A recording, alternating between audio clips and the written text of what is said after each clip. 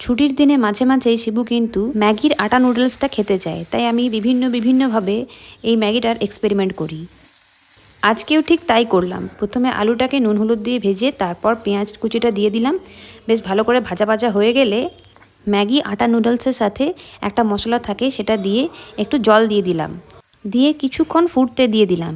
তার আগে মাঝখান থেকে তোমাদের একটা জিনিস দেখায়। মিন্ত্রা থেকে আমার একটা পার্সেল এসেছে, দেখো ওপেন করে তোমাদের দেখায়। প্রথমে তোমাদের সামনেই ওপেন করছি, জানি না জিনিসটা কেমন হবে, মানে অ্যাকচুয়ালি প্রোডাক্ট কোয়ালিটিটা কেমন হবে।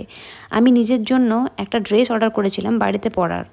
বিশ্বাস করো প্রোডাক্টটা দারুণ, মানে সামার সিজনে পরার জন্য এটা একদম উপযুক্ত। এত সুন্দর মেটেরিয়ালটা না যে তোমাদের বলে বোঝাতে পারবো না। আর হ্যাঁ, এই ড্রেসটার সাথে না একটা পকেটও আছে, যেটা তোমাদের আমি দেখাতে ভুলে গেছি। তো চলো এবার রান্নায় ফিরে যাই। ম্যাগিটাকে দিয়ে এবার একটু নাড়াচাড়া করতে হবে। আর তারপর না আমার কাছে একটা কোরিয়ান গোচুজাং সস ছিল, সেটা দিলাম। তোমরা চাইলে শেজওয়ান সস বা এরকম টমেটো সসও দিতে পারো।